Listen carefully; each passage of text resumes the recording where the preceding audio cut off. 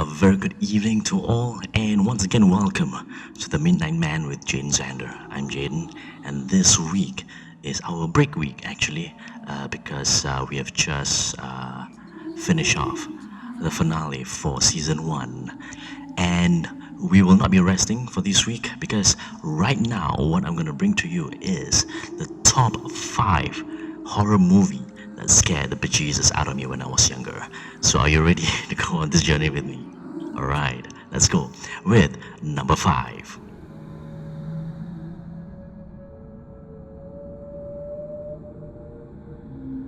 Well, number 5 is where a character, the title character, is a clown, and it is based on Stephen King's 1986 novel, which was also previously adapted into a TV miniseries back in 1990.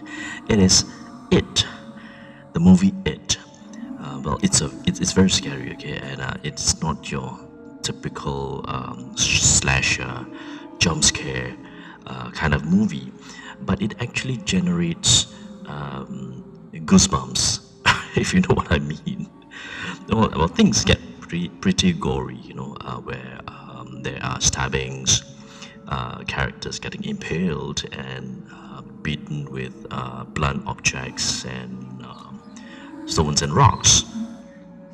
Not only that, Georgie's arms were spitten off, gunshots, and well, the language is also very strong, and with a lot of swearing coming from teenagers.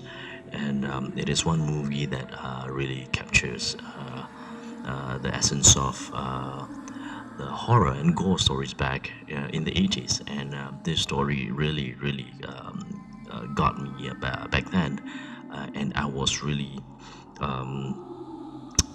kind of like scared of this movie, especially the clown. Especially the clown. It was remade a couple of years back, and it was rebooted a couple of years back, and I think as compared to the earlier version and the recent rebooted version, of course you cannot compare. But then again, the recent one is better for me because of CGI, and also the actor playing the clown is spectacular.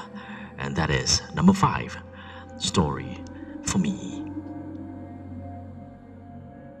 Moving on to number 4, it is a movie produced and written by Steven Spielberg, and it's titled Poltergeist, and it is one of the all-time great haunted stories, as a family's perfect home becomes the target of a ghostly invasion, and the 3 children are happy in the new home in California, built for what they do not know at a graveyard, a former graveyard, and things happen. More physical evidence of ghostly presence happened in the house, and one that actually moves things around the kitchen. There are a lot of unseen beings, and these beings grow more malevolent over time, and they did call a psychic in to help them with the hauntings in the house. And this particular movie really scares me because back then, also in the 80s, the graphics, the CGI was impeccable. All right, and the story really captures the horror and the gore genre of that time. So this film comes in at number 4. And the film that comes in at number 3, that really scares the bejesus out of me, is The Fog. This film was released back in 1980, and it is one of John Carpenter's, the master of horror back then in the 80s. And this is one of his finest films. To me personally, it is ghoulish, it is tense, it is fantastic. Right? It is the story of a tale actually of a shipwreck, and there are ghosts in the shipwreck that walk or made their way through a fog to wreak havoc in a seaside town. And it is really, there are a lot of ethereal killers in the mist where they are rarely seen with mid hooks, and it is also um, shocking to see the film that is that where the premise is so simple, just a fog, and it can actually create tense and exudes horror and gore within that premise. And that is what really captures me, and the way the story builds up over time as the movie progresses, that is really terrifying for me when I was a kid. And this film comes in at number 3. And number 2, well, in the 80s, in the early 80s, well, they were not that kind, to most traditional monster movies, where vampires, mummies, gargoyles, and the likes are part of the character. But finally, in late summer of 1981, came the genius John Landis's An American Werewolf in London, uh, which in various ways have set the standard for the modern werewolf movie. And in the almost 20 over years of since it was first released, okay, it has not even surpassed any other werewolf movies ever produced. All right, this story is about storyline is about two Americans who are on a backpacking trip in England, and in North England actually, and things progresses, and the two characters were attacked while they were in London backpacking. One of them died. Jack died, and David survived, and he was recovering in a London hospital. And none of them know that the two backpackers, David and Jack, they were actually attacked by werewolf when they were backpacking. And it was only when David actually turned into a werewolf did they know that the attack took place. But the only thing that really captures the essence of the movie is the transformation sequence in An American Werewolf in London, where it is the most affecting, coming out from the extraordinary studio of Rick Baker, the master of makeup artist back then.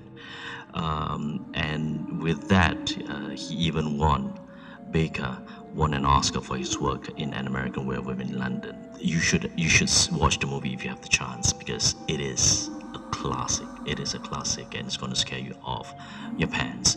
Therefore, it is coming in at number 2 for me. Coming in at number 1, this movie was released in winter back in 73 and 74, and it is a horror film called The Exorcist. It immediately became a national phenomenon, right?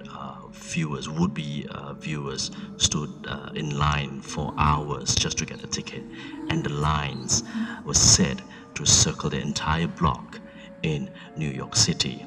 Although this kind of interest was not unprecedented, but it was expected. Well, the premise of the story is based on a series of true events that occurred in 1949, but it was later fictionalized by William Peter Blatty in his novel. It tells of the story of a demonic possession of a girl, and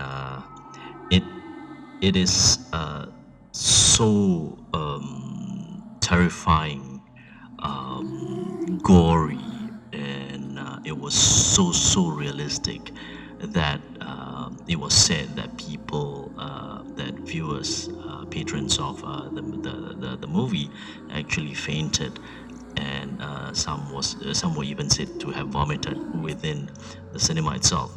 And up till today, the movie really stunned silence viewers, and I do encourage you to watch this movie, The Exorcist, if you have not done so. It is so scary for me, and it left an everlasting impact. And this is the number one movie that scared the bejesus out of me.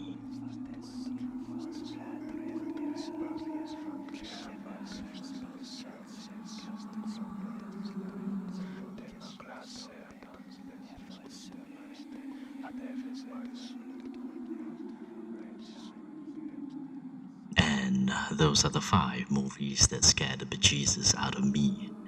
I hope those are also your top 5. If not, tell me, comment, what are your top 5 movies that really scares you throughout your entire life.